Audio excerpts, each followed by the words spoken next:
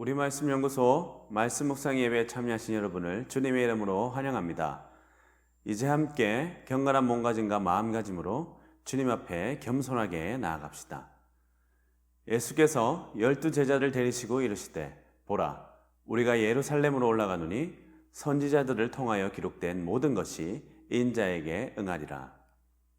하나님은 영이시니 예배하는 자가 영과 진리로 예배할지니라. 아멘.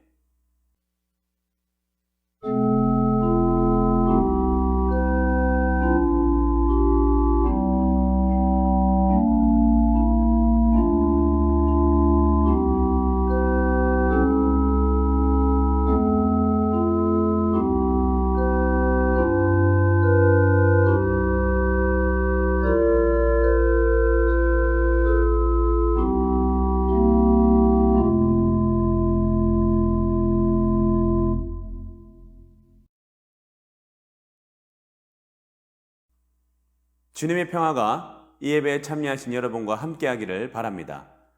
예수님은 우리 삶의 모범이자 표준입니다. 예수님이 보여주신 삶의 많은 부분이 성도의 지침이 되지만 특별히 그분은 하나님의 말씀에 순종하시면서 말씀에 따라 사는 삶이 얼마나 중요한지 몸소 보여주셨습니다. 누가복음 18장 31절은 순종하는 예수님의 모습을 잘 보여줍니다. 구약시대부터 하나님께서 말씀하셨고 예언자들을 통하여 선포하신 말씀을 이루어 드리기 위하여 예수님은 예루살렘으로 올라갈 준비를 하십니다.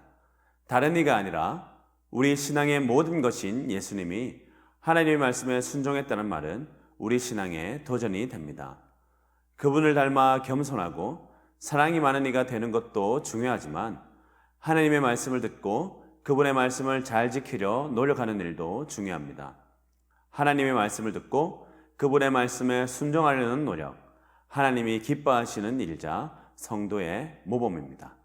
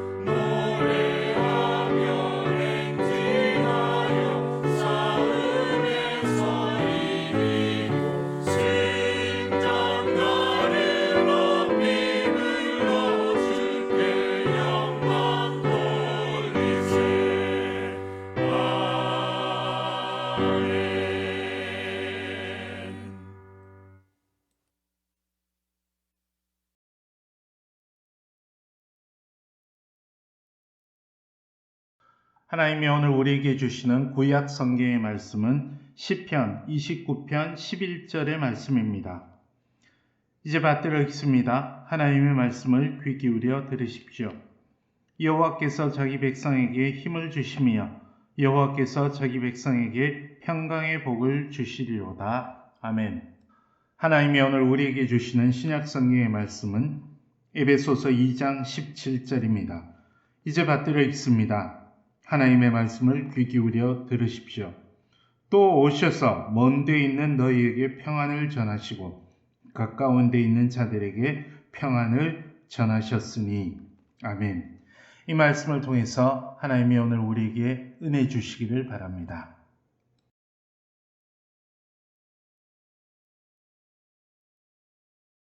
여러분은 평화가 무엇이라고 생각하십니까? 평화하면 떠오르는 그림이 있으십니까? 오늘은 짧은 영상 2개를 먼저 함께 보십시다.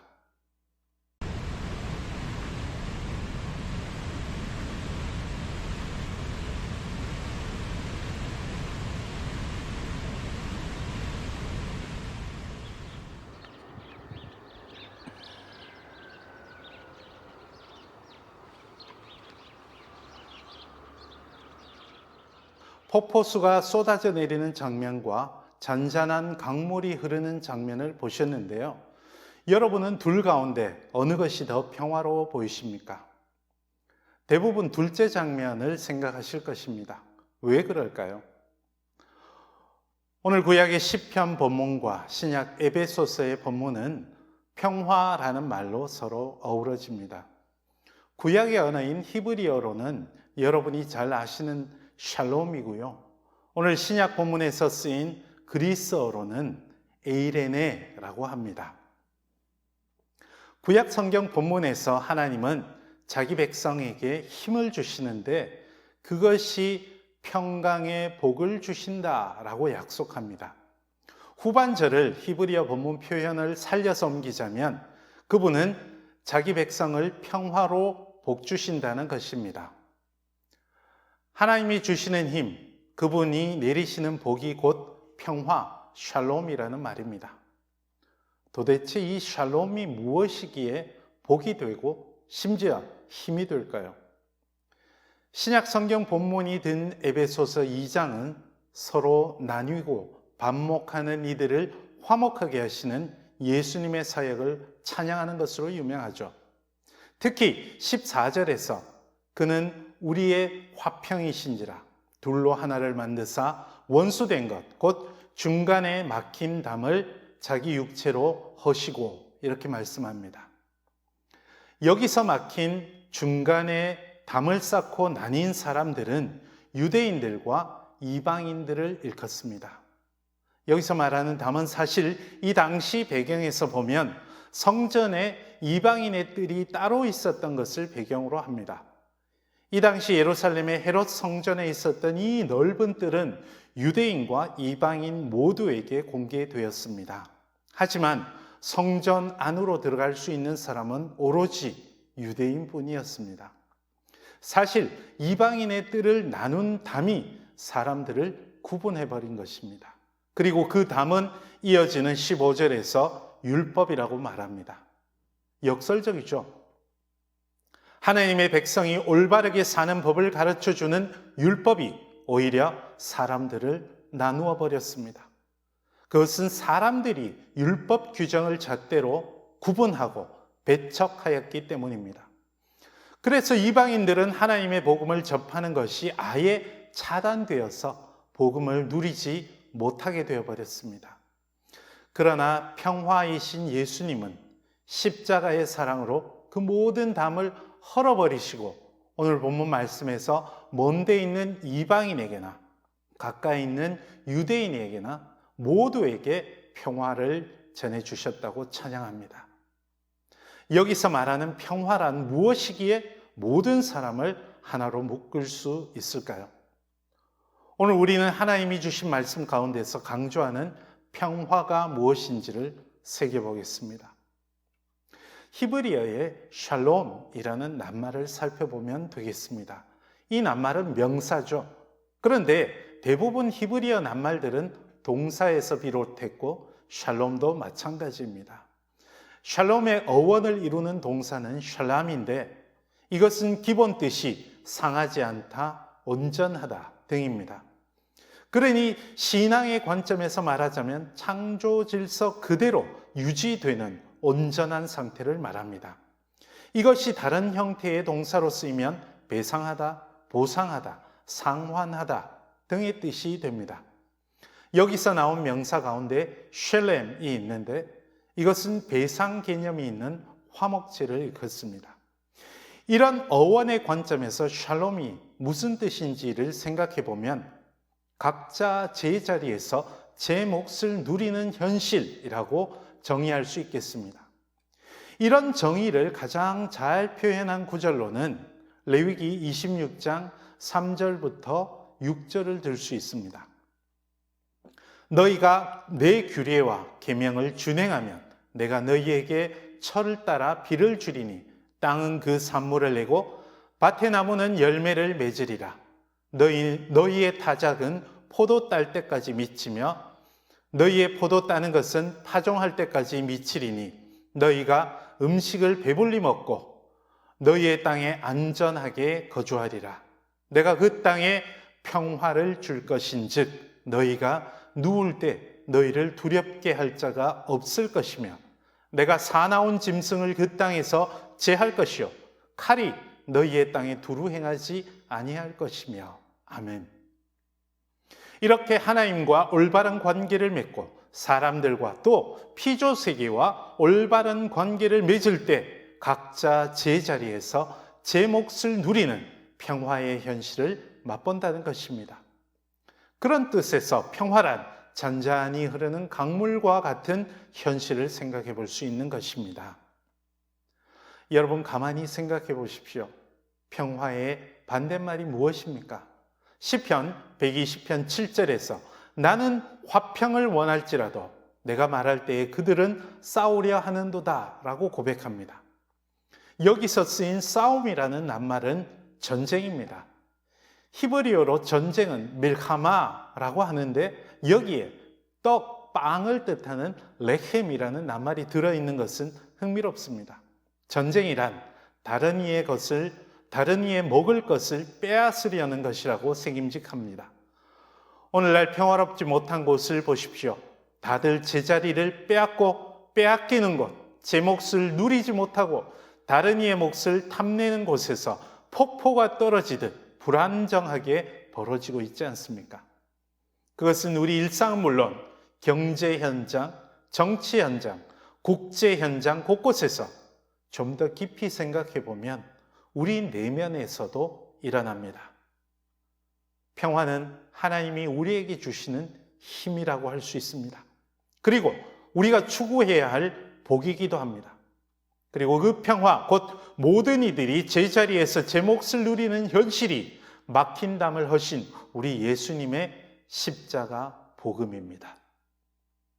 이제 말씀을 다시 묵상하시면서 평화에 대해 생각해 보시면 좋겠습니다. 그리고 우리 삶에서 평화가 무너지고 전쟁이 있는 곳이 어디인지, 혹시 내가 그렇게 평화를 무너뜨리는데 앞장서고 있지는 않은지 돌아보십시다.